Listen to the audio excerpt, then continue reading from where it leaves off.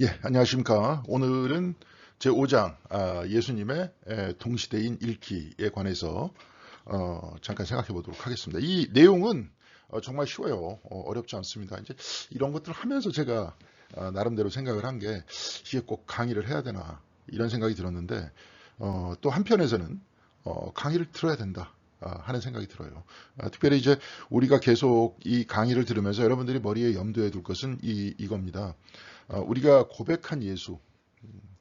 예전에 이제 이용도 목사도 이 두 가지를 얘기했어요. 그러니까 지금 교회의 예수. 그분은 그렇게 얘기했어요. 부흥사니까 좀 거칠게.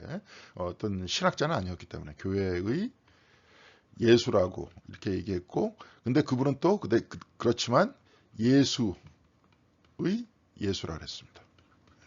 그러니까 이게 이제 아마 그 성경책에 나와 있는 예수죠. 교회의 예수라고 이야기를 한다면 전통 안에서 고백됐었던 그리스도에 대한 이야기입니다.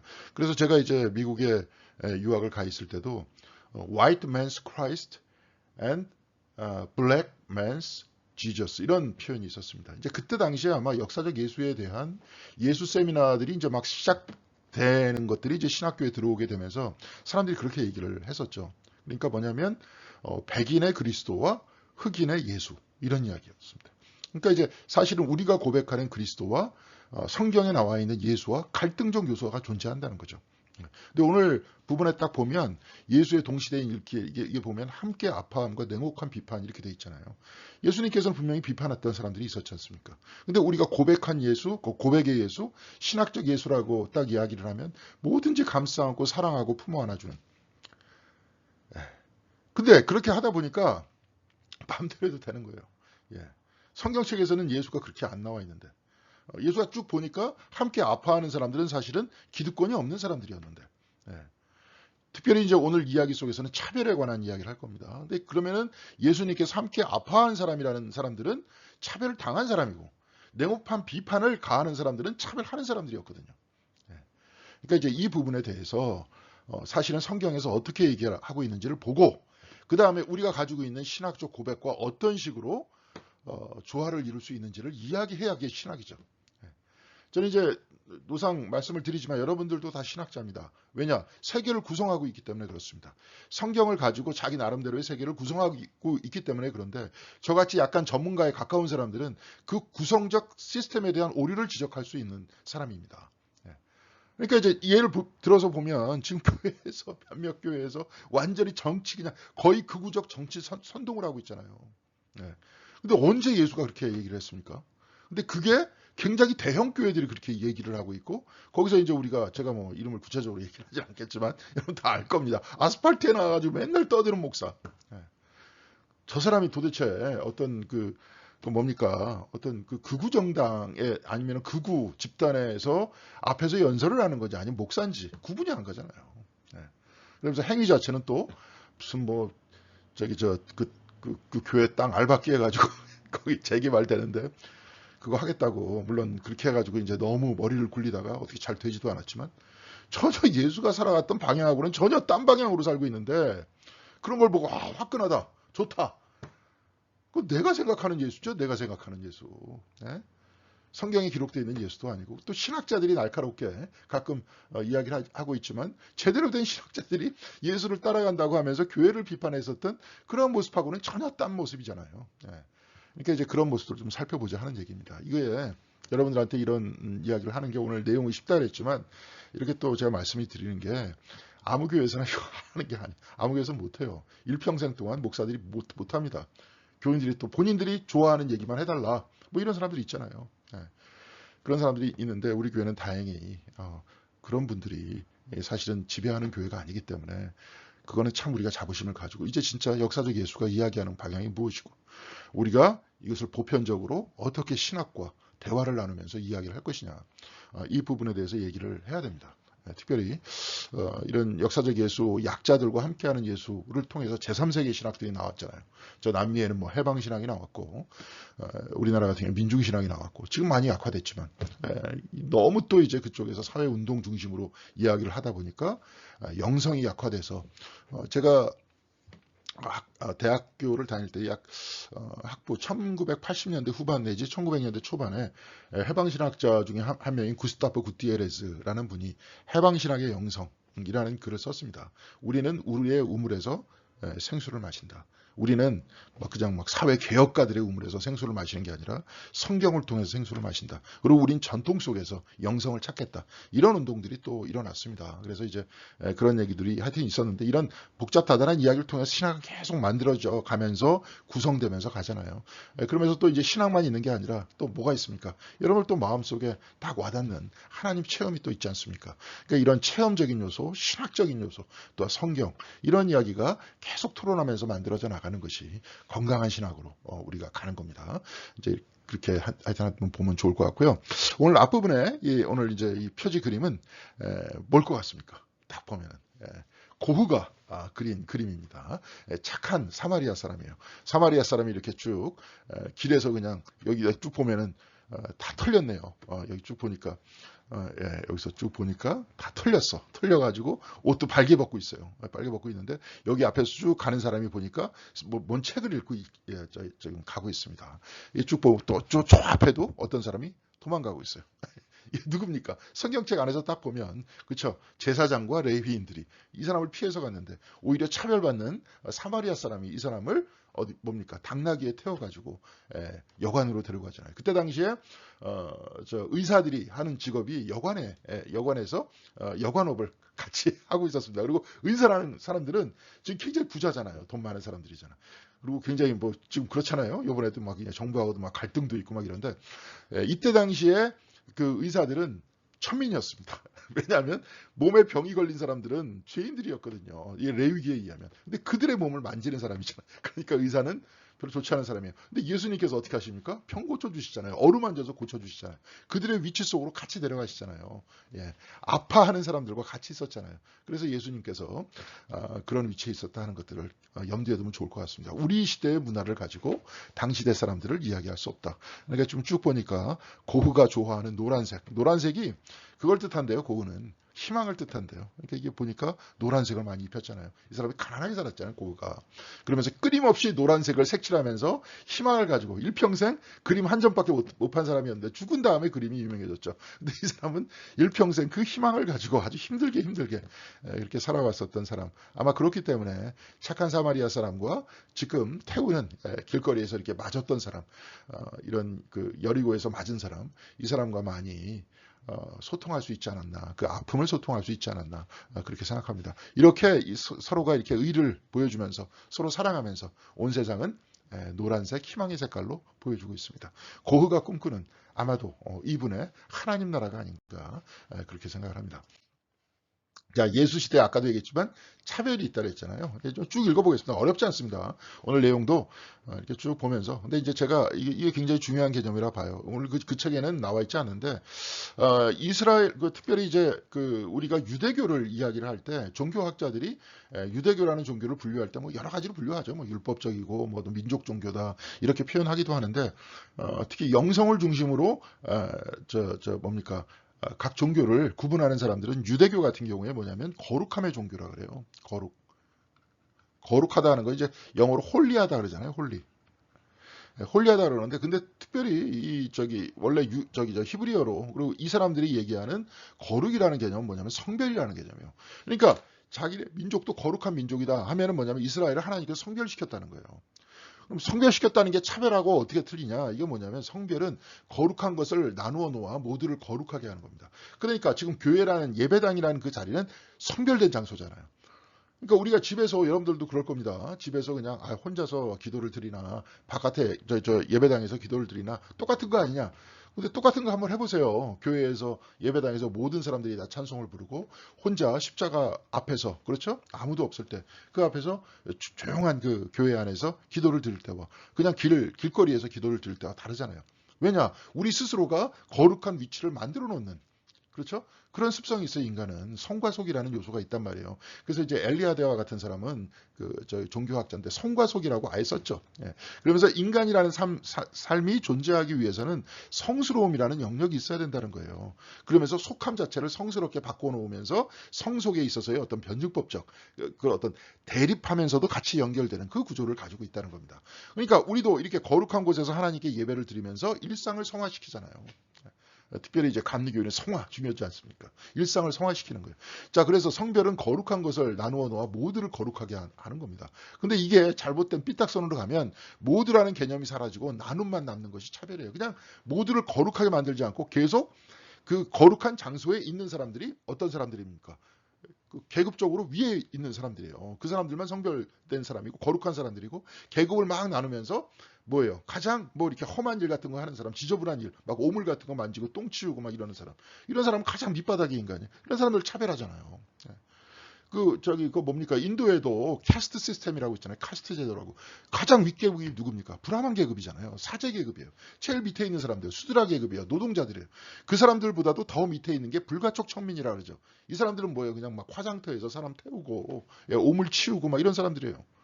근데 사실은 그런 사람들이 있어야 살 거 아닙니까? 근데 이런 식으로 차별을 만들어 놨고 사람을 차별하는 거예요. 구분해 놓고. 이 성별이라는 것들이 왜곡되어서 사회적인 차별이 만들어진 거죠. 근데 이 부분이 종교가 사실은 기여한 부분이 많죠. 근데 성경책에서 이야기하는 애초에 성별이라는 것은 그게 아니죠. 아브라함을 성별해서 어떻게 하는 겁니까? 모두를 구원해 주는, 모든 민족들이 구원의 길로 가게끔 만드는 바로 그 길이잖아요. 그래서 아브라함은 그냥 조상이 아니라 무슨 조상입니까? 믿음의 조상이잖아요. 그렇죠? 나중에 이스라엘로 쫙 옮겨가다 보면 어떻게 됩니까? 이스라엘이 이방 민족을 비추는 등불이 된다 그러잖아요. 그리고 모든 사람들이 쉽게 얘기해서 유대인들이 아닌 사람일지라도 이방인일지라도 시온산에 와서 즉 성전에 와서 시온산이라는 게 예루살렘이었으니까 예루살렘에 와서 하나님 앞에 예배를 드리면 하나님께 다 받아주시겠다 이렇게 말씀하시잖아요. 그런 형태의 하나님 앞에서 거룩하게 예배 드리는 방법을 유대인들이 배우고 그렇죠. 성스러운 것들을 체험하고 모든 사람들을 성스러운 자리로 옮겨놔서 그 다음에 어떻게 되는 겁니까? 이 세상에 정의와 사랑이 움직여지는 세상을 만들려고 하는 것. 이것이 나름대로의 성별의 프로젝트잖아요. 근데 지금 제 교회들도 그렇지 못하죠. 예. 왜? 뭐 때문에 그렇습니까? 교회가 날카롭게 성경에서 무슨 이야기를 하고 있고 신학은 무슨 얘기를 하고 있고 이 이야기를 얘기해 줘야 되는데 사실은 신학을 선포하는 사람들이 목사들이잖아요. 예. 근데 그 사람들이 거기서 무슨 얘기를 하냐는 거예요. 다 만사 오케이. 다 좋습니다. 뭘 해도 오케이. 뭐 이렇게 하다 보니까 여기서도 이제 나오지만 이 부자 중에서도 진짜 자기가 노동을 잘하고 열심히 하고 막 이렇게 하고 회사를 이끌어 나가고 부자가 된 사람이 있고 그래가지고 이제 나름대로 선한 일을 하는 사람들이 있는가 하면 힘없는 사람들 여기서 차별을 당한 사람들의 고열을 쥐어짜가지고 자기가 부자가 된 바로 그 사람들은 예수님께서 비판하는 사람들이잖아요. 근데 만약에 그 사람들이 그래도 죽으면 지옥 가기가 겁나가지고 교회 나와가지고 헌금을 많이 냈다. 그럼 또 교회에서 만사 오케이 할 거 아닙니까? 그렇게 되다 보니까 교회가 이렇게 된 거잖아요. 교권이라는 게 성립이 되고 조직이라는 게 딱 성립이 되다 보니까 어떻게 되는 겁니까? 그렇게 되는 거예요. 여기는 돈이 지배하는 사회니까 돈 많이 내면 만사가 오케이입니다. 그래서 옛날에 박정희 시대 누굽니까? 차지철 그 사람도 옛날 정동교회 집사였습니다. 그 어머니도 아주 독실한 그랬는데 그 사람이 독실한 건 모르겠어요. 그렇게 되는 겁니다. 그렇게 되는 겁니다. 하여튼 뭐 그래요. 그래서 이제 차별이 이렇게 남게 됐다. 그래서 유대인, 사마리아인도 비유대인의 어떤 범주에 속했어요. 이 사마리아인은 북이스라엘 사람들이에요. 북이스라엘 사람들인데 이 사람들도 이방인의 범주에 놔서 차별을 했습니다. 그러니까 유대인, 비유대인을 나눴는데 이 사마리아인도 비유대인의 범주에 넣었다는 거예요. 사마리아인들이라는 사람들은 이제 잘 아시죠. 그 사람들은 아시리아한테 722년에 망했던 사람들이잖아요. 북이스라엘 사람들이에요.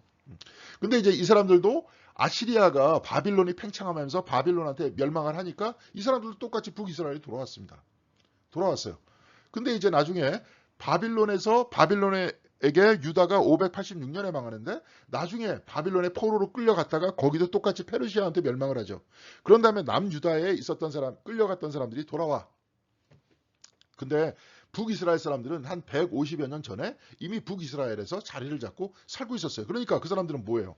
잘 살고 있었던 거 아니에요. 포로로 끌려갖고 아무것도 없이 돌아온 사람, 물론 이제 뭘 가지고 나온 사람들도 있었겠지만, 그리고 남유다에서 빈 땅 황무지에서 그냥 고생하면서 살았던 바로 그 사람들하고 같이 딱 살다 보니까 북이스라엘의 사람들은 잘 살더라 이거야. 그러니까 그들에 대한 어떤 그 부요함에 대한, 거기에 대한 하나의 뭐랄까 열등의식도 있을 수 있고 악감정도 있을 수 있고, 그러다 보니까 그들이 성전을 딱 만든다 그러니까 북이스라엘 사람들도 같은 이스라엘 사람들이니까 우리도 같이 만듭시다 그러니까 남유다에서 싫다 그러잖아요. 네. 그러니까 그때부터 생겨났던 악감정이라는 게 예수님 시대에는 계속되고 있었다. 뭐 그런 얘기입니다. 이게 이제 제가 한번 저번 시간에 설명드렸던 것 같은데, 자 그래서 이렇게 유대인 비유대인을 나눴고 사마리아인도 비유대인 이방인이라고 취급을 했어요. 그리고 또 이렇게 차별을 했는데 뭐냐면 대제사장과 제사장을 또 구분을 했어요. 차별을 했어요. 제사장과 또 레위인을 구분을 했습니다. 레위 사람들이 이제 제사장이 되는 건데 그냥 레위 사람들과 제사장들을 또 구분을 했어요. 그리고 셈족과 비셈족을 구분을 했습니다. 근데 이게 왜 비셈족 얘기가 나오냐면 책에도 얘기가 안 나왔지만 이 사람들이 하도 이렇게 왔다리 갔다리 같이 뭐 이렇게 끌려가고 포로 잡혀가고 막 이렇게 살다 보니까 어디까지가 유대인이고 어디까지가 비유대인인지 모르는 거야.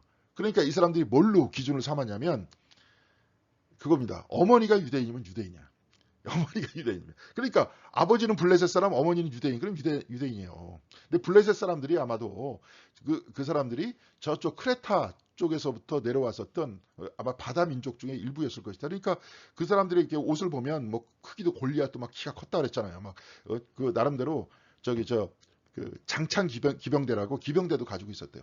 옛날에 여러분들 그 알렉산더라는 영화를 보면 알렉산더 대왕이 정복지를 나갈 때 그 사람들이 긴 창을 가지고 싸우잖아요. 그러니까 그쪽 크레타 지역에 살았었던 블레셋 사람들도 그랬었다는 거예요. 그러니까 아마 그 크레타가 이제 그리스 밑에 쪽에 있었던 조그만 섬이잖아요. 그러니까 그리스의 일부였을 거예요, 아마. 그러니까 그쪽 사람들은 서양인들이죠. 그러니까 덩치가 크지.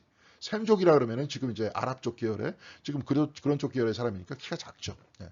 그러다 보니까 셈족과 또 비셈족을 구분했는데 같은 유대인들이라고 할지라도 셈족 계열과 비셈족 계열이 있을 거 아니에요. 그러니까 그것도 차별을 했다는 거예요. 똑같이 유대인이라고 해놓고 똑같이 받아들이지는 않았다는 겁니다. 이제 또 혈통을 또 구분을 해요. 똑같은 유대인이라도 사생아가 있을 수도 있고 성전 노예가 있을 수도 있고요. 아버지 없는 사람이 있을 수도 있겠죠. 뭐 아버지가 돌아가셨을 수도 있고 아버지가 도망갔을 수도 있고 주온 아이, 고자, 뭐 같은 사람들은 총회에 들지 못하게 했어요. 같은 유대인이라 그래도 이렇게 이제 차별이 심각해졌던 겁니다. 제일 중요한 것은 아까도 얘기했지만 성별이고 성별을 통해서 거룩해지면서 모든 사람들을 거룩하게 품어 안아야 되는 건데 이게 품어 안는 모두라는 것들이 상실됐을 때는 차별로 고착화된다 이 얘기입니다. 자 그래서 또 남성 우월주의가 있었어요. 창세기에 보면 그 하와는 어디서부터 옵니까? 그 아담의 갈비뼈에서부터 오잖아요. 그러니까 넌 남자로부터 왔어. 그러니까 남자가 없으면 너는 살지 못해. 이런 식으로 차별을 뒀고 레위기 같은 경우에는 이제 여성이 이제 어떤 그 생리 기간이다. 그럼 불결하다. 막 이랬거든요. 애를 또 낳다. 그럼 또 그것도 불결하다. 예. 막 이런 식으로 이제 구분을 했어요. 그러니까 남자들은 이제 그런 것들이 이제 없었는데 여성들한테 특이하게 불결한 것들이 있었기 때문에 불결한 게 아니죠. 그러니까 지네들이 규정한 거지 이렇게.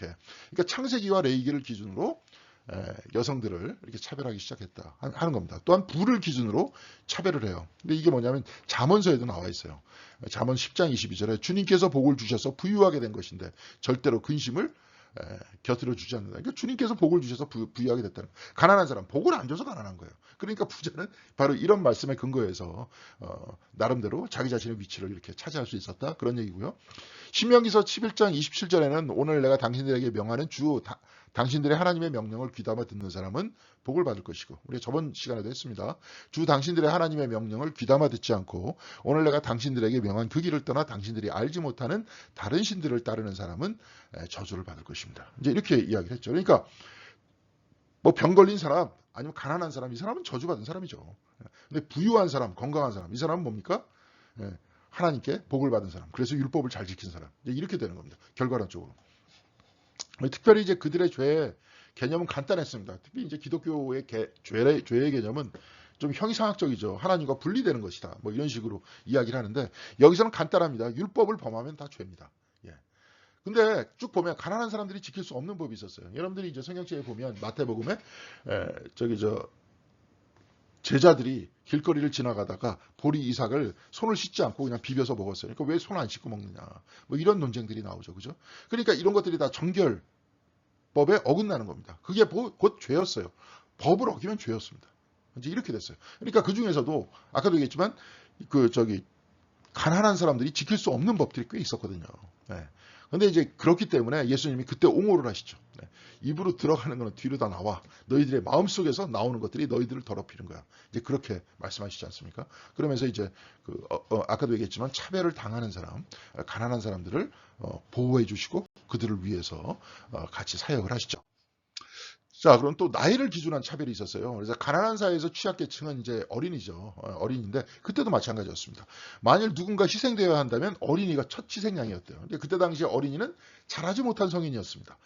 그러니까 똑같이 7살, 8살 된 아이가 노동 현장에 투입이 됐기 때문에 얘네들이 아무래도 일을 많이 못하죠. 그러니까 차별을 받는 겁니다. 자, 그러니까 또 재밌는 게 창세기 19장 8절에 롯이 소돔 성에 있었잖아요. 근데 거기에 하나님의 사자가 2명이 들어가 있습니다. 그러니까 남자들이 2명이 딱 들어가 있으니까 그때 소돔이라는 그 곳에서 너 데리고 와라. 걔네들하고 좀 즐겨야겠다. 막 난리를 치잖아요. 막 문 열어달라 막 난리를 치니까 롯이 그 사람들을 설득을 하면서 뭐라고 얘기하냐면 이것 보게 나에게 남자를 알지 못하는 2딸이 있다. 그 아이들을 자네들에게 줄 것이다. 약한 사람 여자잖아요. 약한 사람이잖아. 아이들이잖아. 걔네들을 내놓으려고 그래. 에? 말이 안 되는 거잖아요. 근데 그때 당시에는 그랬다는 거예요. 그게. 그러니까 그 아이들을 자네들 좋을 대로 하게라고 표현을 합니다. 이게 말도 안 되는 얘기예요. 그러나 이 남자들은 나의 집에 보호받으러 온 손님이니까 그에게는 아무 일도 하지 말라 그러잖아요. 근데 이 유목민의 전통은 지금까지 이게 돼서 텐트에 누가 들어왔다, 천막에 들어왔다는 건 내 손님이다 그러면 아무도 못 건들게 해요. 네. 원래 이제 그게 그 전통입니다. 이 전통과 또한 뭡니까? 뭐가 섞여 있는 겁니까? 자기 아이들은 마음대로 해도 괜찮다는 전통이 섞여 들어가 있던 거예요. 그러니까 아이들을 이렇게 차별을 했었다는 거예요. 그러면서 성경책에 보면 아이들을 예수님께 접근하는 것조차 허락하지 않았잖아요. 천한 존재들이니까. 네. 그러면서 또 이제 그러기 때문에 나이에 의한 차별도 있었다는 거예요. 그러면서 직업적 차별도 있어요. 이제 매춘 여성도 있었죠. 그러니까 이들은 하나님의 혈통을 불순하게 한다. 유대인인 경우에 매춘을 한다. 그러면은 누구나 다 와가지고 이제 하겠지만 혈통을 나름대로 다 불순하게 만들 수 있다. 그런 얘기고요. 율법에 간음하지 말라를 위반하고 있다. 그러면서 이 사람들을 차별했고요. 세리는 동족의 세금, 이제 제국세를 떼어내는데 그렇죠. 이 로마한테 바치기 위해서 세금을 띈다 이거예요. 근데 그걸 기분 나쁘다 이거예요. 근데 여하튼 법으로 그렇게 하기로 돼 있었잖아. 근데 이 사람들도 먹고 살아야 될 거 아니야. 세리들도 따로 뭐 봉급 받고 그런 거 없었으니까. 그러니까 그 중에서 또 일부는 띄어서 자기 재산을 삼아야 됐기 때문에 이제 세금을 뜯기는 사람들의 입장에서 보면 부당한 이익이 편취됐다 이렇게 생각을 하는 겁니다. 그래서 매춘 여성 중에서는 매춘 여성과 남자 중에서는 세리를 직업적으로 차별했다 그런 얘기입니다. 예레미야스라는 사람이 이제 그 신약 학자인데요. 항상 세리를 어디 옆에다 두냐면 도둑과 세리, 강도와 세리, 환전상과 세리, 이방인과 세리, 살인범과 세리, 뭐 매춘 여성과 세리 항상 세리를 이 옆에 붙여놨다는 거예요. 근데 도둑, 강도, 환전상, 이방인, 살인범, 매춘 여성 이들 모두는 죄인의 목록이었어요. 싹 다 죄인이었어요 그냥 다. 그러니까 우리가 뭐 어렵게 어떤 사람이 죄져서 죄인이다. 물론 이제 율법을 어기면 죄인이다. 이렇게 얘기했지만 지금 저기 다 열거된 사람들은 아예 자체가 죄인이었습니다. 이제 이렇게 이야기를 했었다 하는 얘기죠. 도둑과 강도와 같은 경우에는 예수님께서 십자가에 이제 달려 돌아가실 때 물론 이제 그 이스라엘 입장에서 보면 혁명가다 이렇게 얘기할 수 있겠지만 로마 쪽에서는 강도다 이렇게 해가지고 예수님 옆에 십자가에 못 박았는데 그를 이제 용서하시죠. 저 오른편에 있는 강도한테 내가 나와 함께 오늘 낙원에 가 있을 것이다. 이렇게 또 말씀하시잖아요. 네, 그런 부분이 있다 하는 얘기입니다. 그러니까 예수님이 같이 아파했던 사람들이 누구였느냐. 이렇게 계급적 차별들이 존재를 했고 나이 차별도 있고 직업적 차별도 있었는데 이런 차별 속에서 예수님께서 아파하시는 사람은 누구였느냐. 당연히 어떤 사람이겠어요. 차별하는 사람이에요? 차별당한 사람이에요? 차별당한 사람이겠죠. 그러니까 차별당한 사람이 누구였느냐. 알면 쉬워요. 불치병 환자였어요. 불치병 환자, 그 중에서도 이제 성경책에 쭉 기록되어 있는 불치병 환자, 예수님께서 고쳐준 사람들은 불치병 환자들이었어요. 이제 거라사인 같은 경우에 보면 그렇죠. 거기서 귀신 들렸다. 7 귀신 들린 막달라 마리아, 혈루증 같은 경우, 나병 같은 거, 이거 다 불치병이에요. 그래서 예수의 하나님 나라는 바로 이러한 치유의 현장에서 실현되기 시작했다는 거예요. 치유의 현장이 불치병 환자가 치유를 받으면 어떻게 되는 겁니까? 아까 얘기했던 성소에 들 수 있잖아요. 유대인들의 그룹 안에 들 수 있잖아요. 근데 이들은 다 병에 걸렸기 때문에 그 안에 낄 수 없는 사람들이었습니다.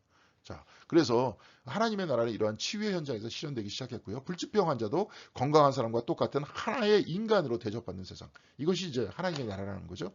불치병으로 알려져 있지만 그 치료를 위해 끝까지 최선을 다하고 치료가 끝나기까지 예, 끝까지 예, 환자를 돌보아주는 세상이 바로 예수께서 말씀하시는 하나님 나라였다는 거예요.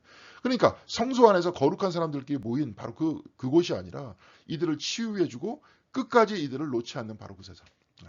이들을 끝까지 사랑하는 세상. 바로 그것이 치유의 나라였다는 거예요. 저도 이제 불치병 환자 갑자기 딱 얘기하니까 제가 이제 오늘 이게 녹화를 좀 일찍 해야 되는데 워낙 이빨이 아파하고 치과를 갔다 오는 바람에 좀 늦게 하고 있습니다, 지금. 이게 뭐냐면 이빨에 금이 간 것 같은데 실금이 간 것 같아요. 처음에 조금 시리더라고요. 조금 시려가지고 뭐 괜찮겠지 그래 내비두니까 이제 나중에 좀 단 거 같은 거 먹고 그러면은 아프더라고요. 그래서 나는 처음에 이제 이가 좀 시리고 뭐 이래가지고 충친가 해가지고 이제 가봤더니 신경치료를 받아야 된다. 그래서 이제 신경치료를 어제 이제 딴 병원에 가서 충치치료를 받으려고 그러다가 거기서 이빨에 금이 갔다. 이거 신경치료 받아야 된다. 그래서 제가 원래 이제 하는 신경치료를 받는 곳으로 이제 한 다음 주쯤에 가려고 어제 이렇게 딱 와서 이게 했는데 하룻밤 자고 오늘 아침에 일어났는데 이거 엄청 아픈 거예요. 씹을 수 없을 정도로. 그러니까 어저께 저녁밥을 먹을 때 약간 많이 씹었는지 그쪽으로 금이 더 깊이 가서 신경을 건든 거죠. 여러분들 이게 치통이 한번 있으면 다 아실 겁니다. 이게 온몸이 아파요. 온몸이 아프고 집중도 안 됩니다. 이제 하다 안 돼가지고 오늘 바로 아침에 약속을 하고 2시에 갔다 와가지고 했는데 지금도 이제 해서 신경을 이제 몇 번에 걸쳐 죽여야 되거든요. 그래서 이제 갈아내고 지금 이제 신경 한 두세 번 정도 앞으로 더 죽여야 된다 그러더라고요. 그래가지고 이제 한번 신경 죽이고 오니까 좀 많이 낫습니다. 많이 나니까 훨씬 좋아져요. 예. 근데 옛날에 예를 들어서 이렇게 아픈 사람이 이게 이빨도 이렇게 아플 때 이렇게 아픈데 몸이 아프고 특히 부끄러운 질병 같은 거잖아요. 문둥병 같은 거 이런 거는 그렇게 몸과 마음이 다 상했는데도 예. 그 사람들 어떻게 해요? 철저하게 격리시키고 차별하고 예. 예. 그곳에 무슨 하나님 나라가 있느냐? 예. 최선을 다해서 치유하고 그들과 하나가 되고 끝까지 치료가 끝나도 계속 돌보아 주는 곳. 바로 그곳에 하나님 나라가 있지 않냐. 이제 주님께서는 이렇게 말씀하시는 거죠. 또한 같이 아파했던 사람들이 누구냐? 가난한 사람들이었어요. 부자가 아니라. 질병과 기아는 가난이 낳은 이제 쌍둥이 형제죠. 돈이 없으니까 치료를 못하니까 질병에 걸리고 계속 질병을 달고 사는 거 아닙니까? 그래서 예수님께서 누가복음 14장 21절 하반절에 어서 그러니까 이제 부자가 잔치를 베푸는데 뭐 이거저거 다 빼요. 그러니까 하나님 나라의 잔치를 베푼다는 거죠. 근데 이제 돈 많은 사람들은 이거저거 다 핑계대고 안 와요. 그러니까 뭐라고 이제 그 주인이 말하냐면 어서 시내의 거리와 골목에 나가서 가난한 사람들과 지체에 장애가 있는 사람들과 눈먼 사람들과 다리 저는 사람들을 이리로 데려오너라. 그 사람들이 모두 모여서 한 식탁에서 먹고 즐거워하는 곳. 바로 그곳이 천국이다. 하늘나라다. 이렇게 이야기하는 거죠. 마가복음 10장 21절에 내가 가진 것을 다 팔아서 이제 부자 청년, 그러니까 부자가 와서 내가 어떻게 하면 구원 얻을 수 있습니까? 이렇게 이야기를 하니까 물어보니까 다 팔아서 가난한 사람들에게 주어라. 그리하면 내가 하늘에서 보화를 차지하게 될 것이다. 그리고 와서 나를 따르라. 이게 이제 주일날 설교를 한번 했지만 천국과 하나님 나라는 구분해야 된다 그랬잖아요. 주님과 와서 따르고 자기 재산을 가난한 사람들에게 나누어줘서 그들도 같이 즐거워하는 바로 그곳. 그곳에 이제 바로 그곳이 하나님 나라라고 이야기를 했던 거잖아요. 그러니까 예수는 부자의 변화 가능성을 가난한 사람의 배고픔을 해결하는 절호의 기회로 삼으려고 했었다. 바로 그곳에서 하나님 나라를 만들려고 했었다. 그런 얘기입니다. 근데 이제 이 사람은 하도 돈이 많고 다 팔라 그러니까 일부만 파는 게 아니라 그래가지고 못했어요. 이 사람은 이제 나름대로 열심으로 율법을 따랐다니까 예수님께서는 그렇게 생각하셨던 거죠. 처음에는 열심으로 율법을 따랐으니까 가난한 사람들이 다 주고 나를 따라. 너는 나를 따라도 괜찮은 사람이야. 이렇게 얘기했는데 그 사람은 근심하여 돌아갔다. 이제 그런 이야기를 하죠.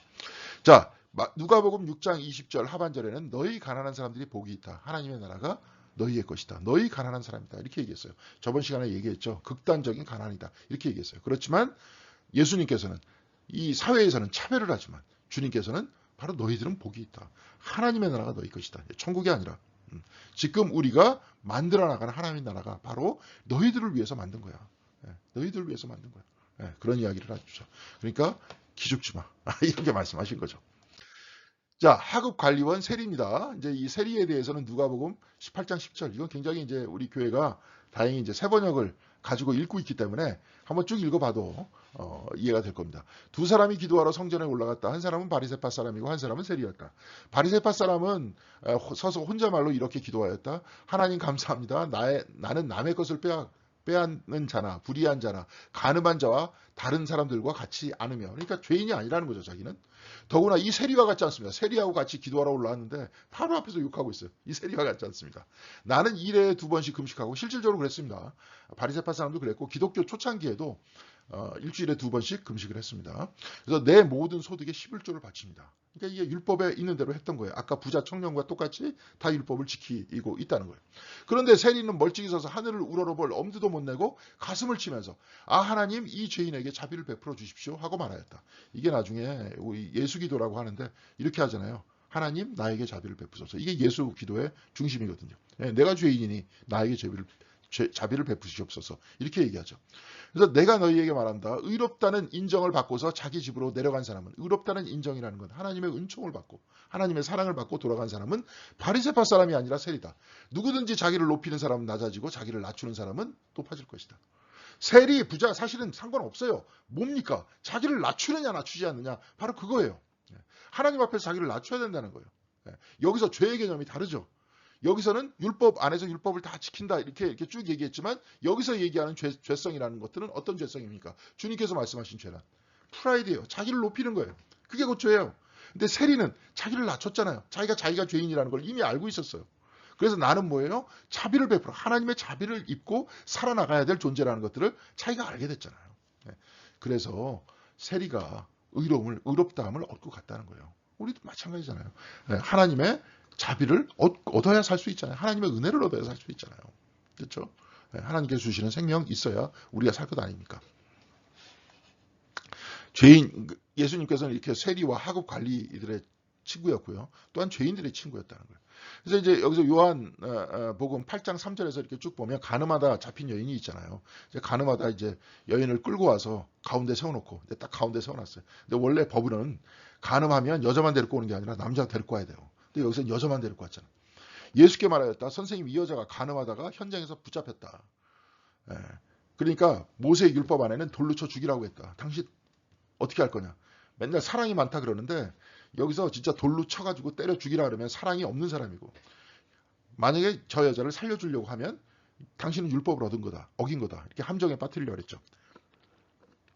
그러니까 예수께서 몸을 일으켜서 그들에게 말씀하셨다. 너희 가운데 죄 없는 사람이 먼저 이 여자에게 돌을 던져라. 이 말씀을 들은 사람은 나이가 많은 이로부터, 나이가 많을수록 죄를 많이 졌잖아. 하나하나 떠나가고 마침내 예수만 남았다. 여자는 그대로 서 있었다. 그래서 예수님이 그렇게 말씀하시잖아요. 어디 있느냐 사람들이. 그러니까 모두 다 떠나가고 없습니다. 그러니까 예수님께서 나도 너를 정죄하지 않는다. 이제 가라. 다시는 죄를 짓지 마라. 이런 표현을 하시죠. 그러면서 예수님은 누구의 친구입니까? 지금 누구를 감싸고 있어요? 죄인을 감싸고 있잖아요. 그리고 하급 세관은 세리를 감싸고 있습니다. 힘 없는 사람, 차별을 당하고 있는 사람들 끊임없이 감싸고 있다는 거예요. 또 그러면서 뭐라고 얘기하냐, 마태복음 28장에 아까 그 여자가 가늠한 여인이다 그래서 막 난리를 치는데 예수님께서는 이렇게 말씀하셨어요. 여자를 보고 음욕을 품는 사람은 이미 그 마음으로 여자를 범했다. 몸으로건 마음으로건 다 가늠했던 사람들이 아니냐. 그렇죠? 너희 마음이 너희 몸을 끌고 가잖아.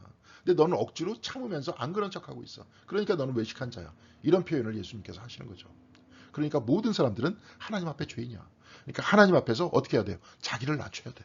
우리는 지금도 이 죄인에게 은혜를 주시는 하나님의 은혜를 입고 살고 있어. 이런 얘기인데, 자꾸 이제 아까도 얘기했지만 율법만 가지고 이렇게 쭉 얘기해. 율법은 악한 게 아니죠. 나중에 이제 여러분들 바울 쭉 얘기를 들어보면 로마서에서도 율법이 악하냐? 그럴 수 없다. 율법이 왜 악해?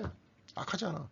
근데 이 율법 안에서 나 자신의 위선이 드러날 수도 있어. 아까 바리새인들 같이 내가 저 세리와 다른 내가 굉장히 한마디로 감사하다, 자랑스럽다, 막 이렇게 얘기하면서 차별하잖아요. 그러니까 오히려 하나님한테 의롭다함을 인정받지 못한다. 그런 얘기입니다.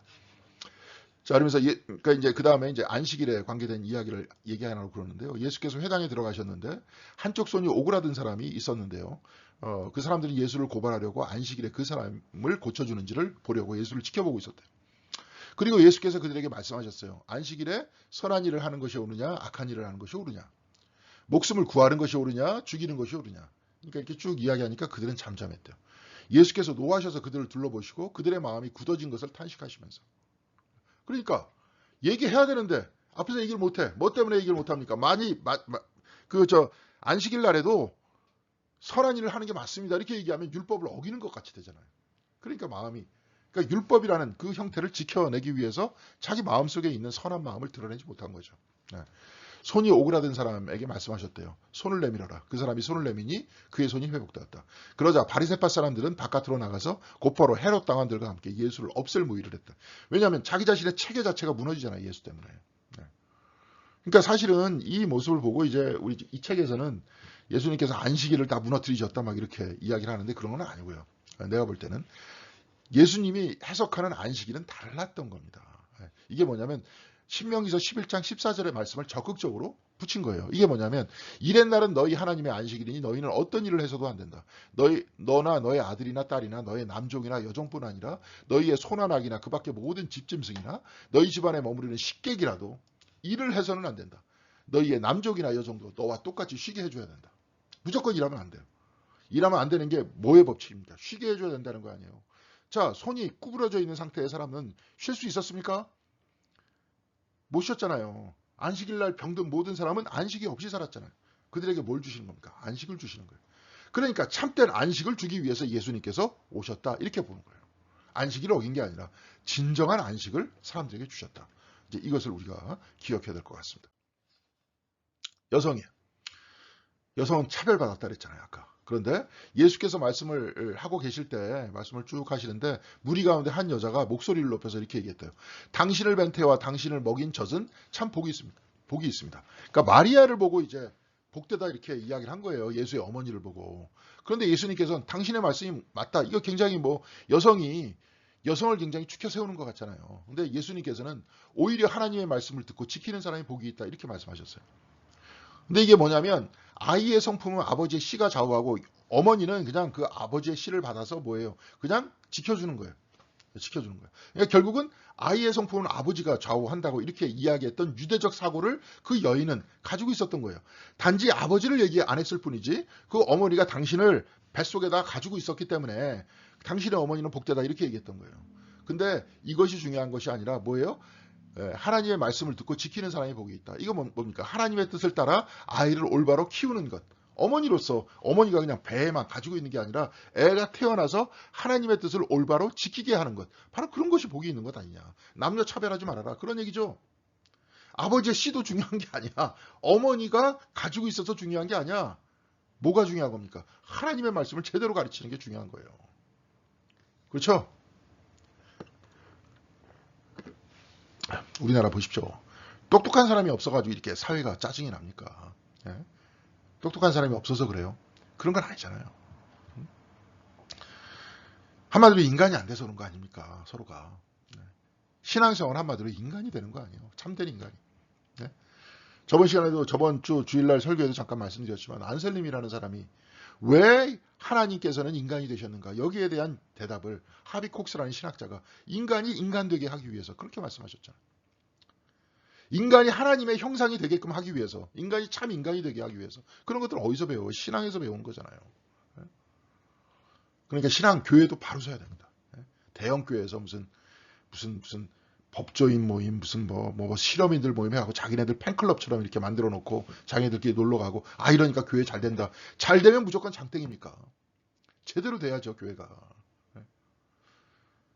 그런 교회가 어떤 사회적 영향력도 없잖아요. 그냥 돈 많고 힘 있는 사람의 팬클럽. 팬클럽이 아니라 클럽화되고 있잖아. 조직 클럽화되고 있잖아. 그리고 그냥 목회자는 그들을 비유 잘 맞추고 예, 잘 같이 놀고 이게 이제 교회라고 이렇게 돼 있잖아요, 지금. 그러다 보니까 교회가 주님을 따르는 제자들의 모임이 아니라 이런 클럽의 모임이 되지 않았습니까? 자, 하여튼 이것이 우리가 좀 있는 현실인데 이것을 극복하기 위해서 노력을 해야 되겠죠. 자, 그들이 길을 가다가 예수께서 어떤 마을에 들어가셨다. 이제 마르다라고 하는 여자가 이렇게 쭉 얘기하고 있죠. 그러다가 마르다가 여러 가지 접대하는 일로 분주했는데 이건 이제 전형적으로 유대교적 사람이라 이거죠. 그 사람은 그냥 남자들 오면 여자들은 그냥 다 접대하는 거예요.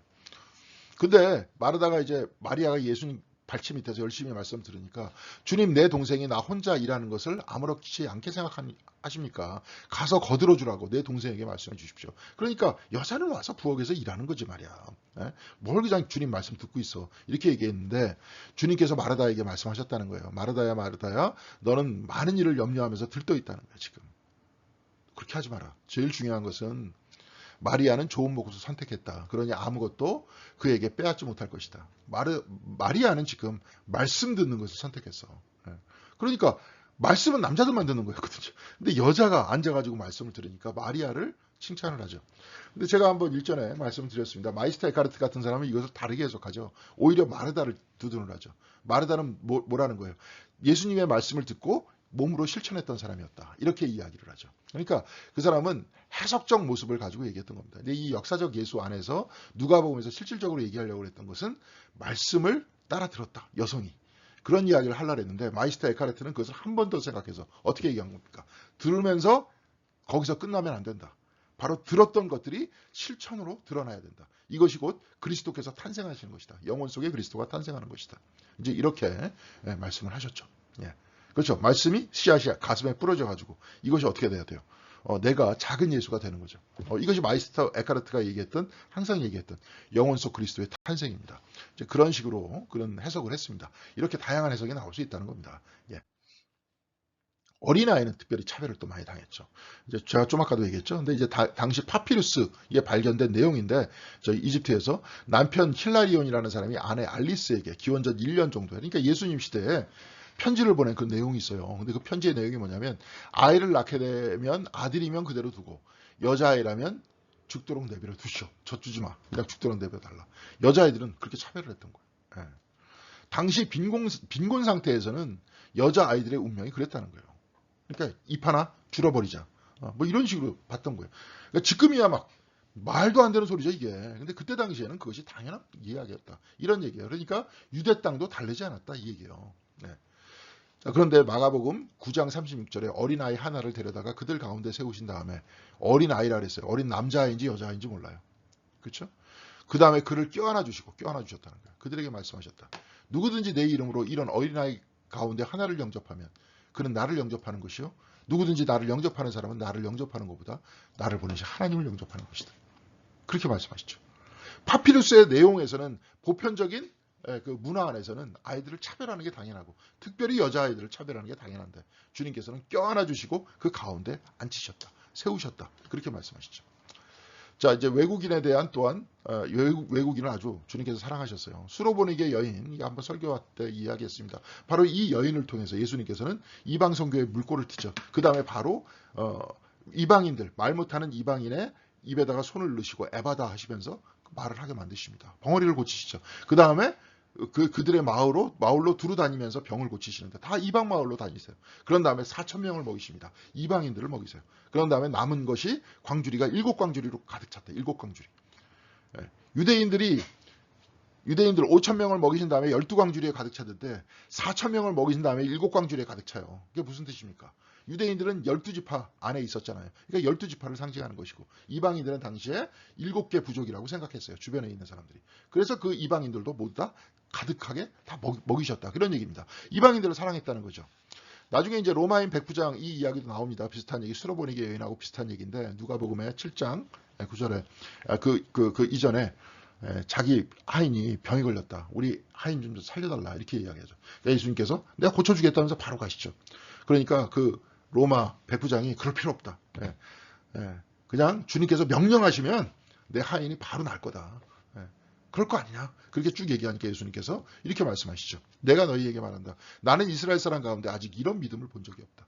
그러니까 어떻게 하는 겁니까? 인종적으로 사람을 어떤 그 사람의 어떤 혈통을 가지고 평가하는 게 아니라 뭘 가지고 평가해요? 믿음을 가지고 평가하잖아요. 바울도 마찬가지죠. 그죠? 믿음으로 이렇게 되는 거지 우리가 유대인이고 율법을 지킨다고 이렇게 되는 게 아니다. 그렇게 얘기하잖아요. 이미 예수님께서 이렇게 말씀하셨죠. 믿음으로 이렇게 되는 겁니다. 그러니까 은혜를 베풀어서 하인의 병이 나갔죠. 자, 예수님께서 십자가에 못 박히신 다음에 마가복음 15장 39절에 역시 로마인 백부장이 이렇게 말하죠. 참으로 이분은 하나님의 아들이었다. 오히려 모든 유대인들은 뿔뿔이 다 도망갔는데 백부장이 앞에 옆에서 딱 서서 바로 이 사람이 하나님의 아들이었다. 이렇게 고백을 하잖아요. 이게 굉장히 중요한 얘기입니다. 또 사마리아인 아까 저기 이렇게 착한 사마리아인을 예수님께서 말씀하셨고요.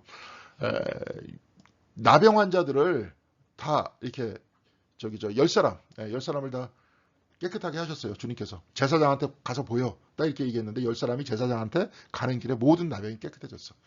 그런데 그 중에서 한 사람이 예수님께 감사하다고 아주 예수님을 찬양하면서 막 뛰어와요. 발 앞에 엎드려서 감사해. 그러니까 예수님께서 10사람이 다 깨끗해지지 않았느냐. 그런데 9은 어디 있느냐. 이렇게 말씀하시죠. 9명의 유대인은 어디 있느냐.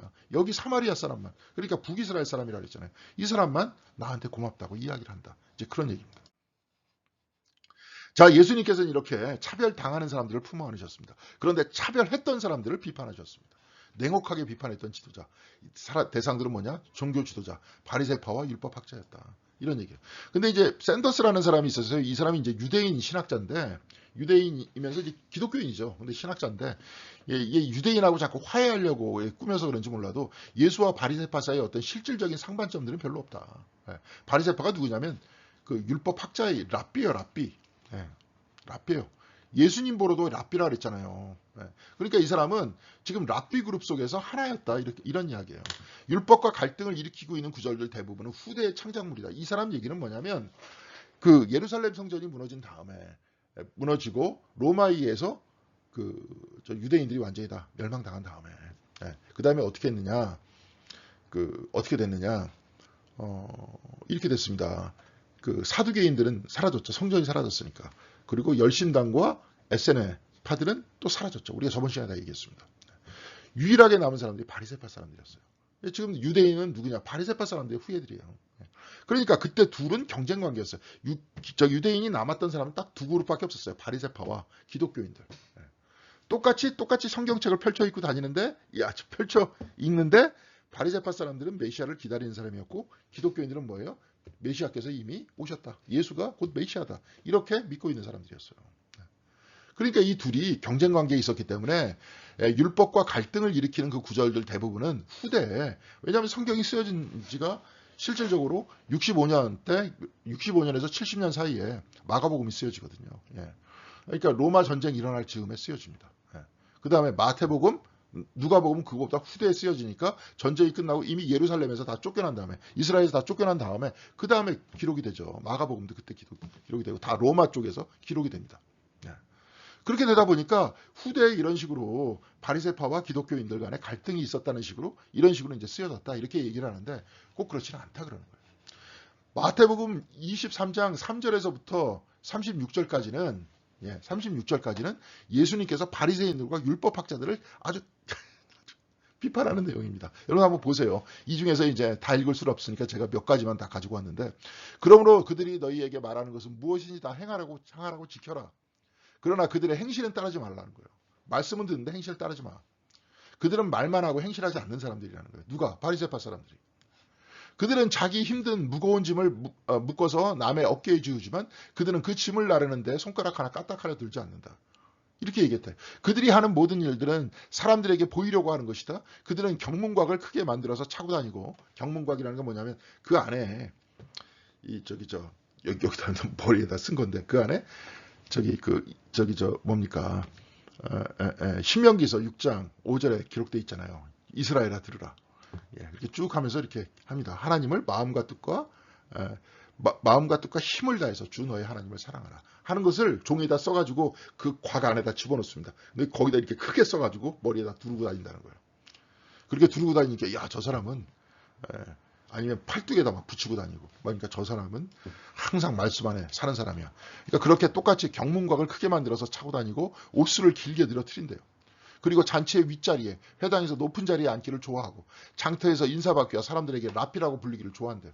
쭉 얘기를 하는데요. 23장 3절에서부터 36절까지 이 말씀은 어디에 있냐면 휴문서라고요. 아마 예수님의 어록집일 거예요. 이거는 각색했다고 볼 수가 없습니다. 그렇게 예수님께서는 비판을 하셨어요. 그러니까 종교 지도자들도 비판하셨다는 거죠. 그러니까 예수님께서 어느 쪽 파였는지 잘 모릅니다. 제가 저번 시간에 혹시 랍비, 바리새파 막 이렇게 얘기한 적도 있었는데, 그래서 몇몇 사람들은 바리새 진보 진영 속에 속한 바리새파가 아니었겠는가. 왜냐하면 랍비라 그랬으니까. 근데 꼭 그렇게 이야기할 수는 없습니다. 왜냐하면 지금 마태복음 23장 3절에서부터 36절까지가 아주 강력한 단서예요. 그러니까 이런 것들 쭉 보면서 종교 지도자들 예수님께서는 비판했다. 바리새파와 율법 학자들은 말만 하고 실행하지 않는 위선자다. 이러면서 비판을 했죠. 정치 지도자들을 또한 비판했습니다. 이들도 차별하는 사람이었잖아요. 헤롯가요. 헤롯의 일가와 세례 요한의 갈등은 여러분 다 아실 겁니다. 그렇죠? 그러니까 결혼을 위해 현재 부인을 버리고 조카가 되는 여성과 근친했고, 헤로디아, 그 조카가 되는 여성은 누구냐면 또 동생의 아내였어요. 그때 뺏었어. 그리고 근친상간을 했어. 그리고 결혼을 위해서 현재 부인을 버렸어요. 그러니까 이런 형태를 저희 세례 요한이 비판을 하니까 세례 요한이 나중에 죽죠. 그런데 예수님도 똑같이 비판을 했다는 거예요. 그러니까 이게 보면 예수님께서 거기에서 떠나 유대 지방으로 들어가셨다가 요단 강변으로 가셨다. 무리가 다시 예수께 모여드니 그는 늘 하시던 대로 그들을 가르치셨대요. 근데 바리새파 사람들이 다가와서 예수를 시험하면서 물었다는 거예요. 남편이 아내를 버려도 됩니까? 근데 아내를 버려도 됩니까? 근데 여기서 거기서 떠나 요단강, 도편이 아니라 동편입니다. 동편은 베레아 지역이었다는 거예요. 그러니까 헤롯 안티파스의 지역이었다는 거예요. 근데 여기서 쭉 이야기를 해요. 그러니까 예수님께서 뭐냐면 안 된다 이렇게 얘기를 해요. 그때 당시에 이제 여러분들한테 몇 번 이야기를 했었지만 아내를 버리는 그 이혼 사유가 국을 태워도 이혼 사유가 돼요. 그리고 샤마이아파 같은 것에서는 뭡니까? 자기 부인보다 더 예쁜 여자를 보면 이혼 사유가 됩니다. 난 저 여자하고 결혼하기 위해서 내 아내를 버리겠다. 그렇게 해도 이혼 사유가 됐다는 거예요. 그러니까 이렇게 이혼하기가 쉬웠어요. 여자를 마음대로 버렸어요. 그럼 그 여자들은 뭐하고 먹고 삽니까? 예? 여성들의 어떤 노동이 철저하게 제한됐는데 제한된 노동 속에서 뭐하고 먹고 사냐고요. 그러니까 예수님께서 뭐라고 말씀하시냐면 이혼하지 마라. 그렇게 얘기해요. 그러니까 모세가 이게 뭐냐면 이혼 증서를 가지고 와서 이혼합니까? 이렇게 얘기하니까 주님께서는 이혼 증서 가지고 오라는 그 이유가 너희들이 쉽게 이혼하지 못하게 하기 위해서 모세가 그랬던 거다. 그런데 하나님이 짝지어 주신 것을 사람이 나누지 못해. 그런 얘기하니까 그럼 누가 결혼하게 되냐 이러니까 예수님께서 그 다음에 나면서부터도 고자된 자가 있고 이렇게 쭉 얘기를 합니다. 그 얘기는 뭐냐? 너희들도 그럼 나같이 혼자 살아. 결혼해서 이혼하지 않고 계속 여자 데리고 살아야지 되는데, 그렇죠? 그때는 데리고 살아야 되는 거죠. 그때는 여성은 같이 살아야 되는데 그럴 용기가 없으면 나같이 혼자 살아. 그러면서 그때 이제 유명한 말씀하시죠. 하나님이 짝지어 주신 것을 사람이 나누지 못한다. 남녀 평등을 이야기를 합니다. 그러니까 그러면서 쭉 얘기를 하는데 예수님께서 그 다음 이제 여기까지가 이제 이혼하지 말라는 얘기예요. 근데 바로 여기서부터는 헤롯 안티파스를 비판하는 내용이었다는 겁니다. 예수께서 그들에게 말씀하셨다. 누구든지 아내를 버리고 다른 여자에게 장가드는 남자는 아내에게 간음을 범하는 것이요. 또 아내가 남편을 버리고 다른 남자와 결혼하면 그 여자는 간음하는 것이다. 지금 그랬잖아요. 헤롯 안티파스가 지금 본 부인을 버리고 헤로디아랑 결혼했잖아요. 헤로디아도 빌립을 버리고 헤롯하고 결혼했잖아요. 헤롯 안티파스하고. 그래서 남자는 헤롯 안티파스고 여자는 헤로디아일 것이다라고 도미닉 크로상이라는 사람이 얘기했다는 거예요. 바로 이때 이렇게 비판하셨다는 거예요. 바로 그때 몇몇 바리새파 사람들이 다가와서 예수께 말하였대요. 여기에서 떠나십시오. 헤롯 왕이 당신을 죽이고자 합니다. 그러니까 예수께서 그들에게 말씀하셨다. 가서 그 여우에게 저를 보아라. 오늘과 내일은 내가 귀신을 내쫓고 병을 고칠 것이고 사흘째 되는 날에는 내가 내 일을 다 끝낸다. 이거 뭐냐? 부활하실 것이다. 이제 이 얘기인데 여기서 헤롯 안티파스는 그랬대요. 자기 아버지 헤롯 대왕하고 똑같이 그 세금을 엄청나게 뜯어가지고 로마한테 갖다 바치고. 그렇죠? 이스라엘 사람들이 그러면은 이스라엘 사람들이 자기 자신을 저거는 이 헤롯 집안이 에돔 사람이었거든요. 정통성도 없는 에돔 저놈이 우리의 돈을 다 뜯어가가지고 뜯어가가지고 로마에다 갖다 바친다. 이렇게 욕하고 난리를 칠 것 같으니까 헤로디아라는 사람이 누구였냐면 그 하스몬 왕가 쪽 사람이었어요. 하스몬 왕가가 뭐냐면 마카비 형제들에 의해서 우리가 읽지 않는 신구약 중간 시대에 그리스의 식민지가 되어 있었던 이스라엘이었는데 그리스 사람들 다 내쫓고 거기서 하스몬 왕가라는 왕가를 60년 동안 유지를 합니다. 그러니까 새로운 나라였죠. 새로운 그 이스라엘을 다시 독립을 시켜요. 그러다가 이제 나중에 로마한테 망하는데 그 하스몬 왕가 쪽 사람이에요. 헤로디아라는 사람이. 그러니까 그 사람과 결혼하면은 하스몬 왕가 쪽 사람이랑 결혼하면은 나에 대해서 좋게 봐주겠지. 이렇게 생각했던 거예요. 그러니까 이스라엘 사람들한테도 비유를 맞추고 로마 사람들한테도 비유를 맞췄기 때문에 예수님께서 뭐라고 말씀하셨어요? 가서 그 여우처럼 구른 저 인간한테 한번 얘기해라. 그렇게 말씀하셨다는 겁니다. 또한 로마 제국에 대해서도 비판하셨다는 거예요. 예. 예수님께서는 그 사람들에게 뭐라고 말씀하셨냐면 문민족들의 왕들은 백성들 위에 군림한다. 그리고 백성들에게 권세를 부리는 자들은 은인으로 행사한다. 지금 황제가 그렇다는 거야. 예. 그러나 너희는 그렇지 않다. 너희는 저들을 닮으면 안 된다. 너희 가운데 가장 큰 사람은 가장 어린 사람이 되어야 하고 다스리는 사람은 섬기는 사람이 되어야 돼. 바로 그런 사람이 되어야 돼. 주님께서 이렇게 말씀하시죠. 예. 자, 그래서 로마 제국 안에서 거라사의 귀신, 이제 그들은 바다 건너편 거라사 사람의 지역으로 갔는데 거라사의 귀신을 고쳐주시죠. 그러면 그 거라사의 귀신을 누구한테 집어넣습니까? 예. 여기 잘못 썼네. 그라사. 그라사. 로마 군대 거라사입니다. 거라사. 죄송합니다. 자, 마태복음 8장 28절에 가다나라고 돼 있어요. 여기는. 그러니까 거라사가 어딘지 잘 모릅니다. 근데 하여튼 건너편이에요. 건너편. 누가복음 8장 26절에는 갈릴리 맞은편 거라사라고 돼 있습니다. 그래서 거라사의 귀신이라고 이렇게 이야기를 했어요. 자, 그러니까 바다 건너편 거라사에 가가지고 귀신을 쫓아내는데 그 귀신을 누구한테 집어넣습니까? 돼지한테 집어넣잖아요. 그래서 돼지가 다 어디로 갑니까? 물속에 빠져 죽습니다. 이게 어떤 얘기냐면 진짜 어떤 이 이야기가 있었는지 안 있었는지 모른다. 근데 성서상 안에서는 로마 병정들을 그때 동네 사람들은 뭐라고 얘기했느냐? 돼지라고 욕했대요. 돼지. 근데 이 이야기가 거라사 귀신 들린 사람을 쫓아내고 그 귀신이 다시 돼지한테 들어가고 돼지들이 몰살했다. 그 얘기는 어떤 얘기입니까? 로마 병정들이 물로 뛰어들어가고 다 몰살했다. 그런 얘기잖아요. 그런 얘기입니다. 진짜로. 그런 얘기입니다. 이런 부분이 나와요. 성경책 안에. 예수 당시에는 이제 그래서 로마 제국과는 적대했다. 그런 얘기예요. 그러니까 예수님께서 분명히 편을 드셨어요. 구약의 하나님도 편을 드십니다. 근데 누구 편을 드느냐? 약자의 편을 드세요. 예수님도 뭡니까? 눌린 자의 편을 드시잖아요. 그러면서 이들 누구를 비판하느냐? 강자를 비판하시잖아요. 부자는 예수 당시 부자는 종교, 정치, 제국과 연결된 사람들이었어요. 그들의 부는 세금과 토지를 통해 가난한 사람들의 줄임배를 쥐어짠 결과로 인해서 나온, 이 중에서는 물론 창빈한 부자들이 있겠죠. 정직하게 노동해서 나온 부자들도 있겠죠. 근데 예수님께서 지금 비판하는 이 부자들은 이런 부자들이라는 거예요. 그래서 이런 의식하에서 우리는 읽어야 된다는 거예요. 마태복음 6장 24절에 아무도 두 주인을 섬기지 못한다. 한쪽을 미워하고 다른 쪽을 사랑하거나 한쪽을 중히 여기고 다른 쪽을 없인 여길 것이다. 이 이야기는 바로 약자들의 고열을 쥐어짠 그 부자들에 대한 이야기를 이렇게 비판했다는 거예요. 그러면서 너희는 하나님과 재물을 아울러 섬길 수 없다. 이렇게 말씀하시고요. 거지 나사로와 부자 이야기도 마찬가지로 여기서 부자가 어떤 사람인지를 모르겠지만 그 부자는 어떤 사람이에요? 종교 정치 종교하고 그 뭡니까? 고위층들과 종교적 고위층들과 연결된 사람들이고 헤롯과 연결된 사람들이고 로마 제국과 연결된 사람으로서 바로 이들이 세금과 토지를 통해 가난한 사람들의 줄임배를 쥐어짜던 사람들이었다. 바로 그 사람을 부자와 나사로의 이야기로 만든 것이다. 이런 이야기입니다. 그러면서 예수님께서 그 비유를 들어서 말씀하시고 그에게 오히려 고혈을 쥐어짬을 당한 거지 나사로가 오히려 천국에 올라갔다 하는 것들을 주님께서 보여주시죠. 자, 결과론적으로 보면 오늘 주님께서 사랑하셨고 감싸 안으려고 했던 사람들은 눌림받은 사람들이었다. 그런데 예수님께서는 오히려 이 사람들을 비판했다. 누르는 사람들을 비판했다. 차별하는 사람들을 비판했다. 차별받는 사람들과 같이 했다.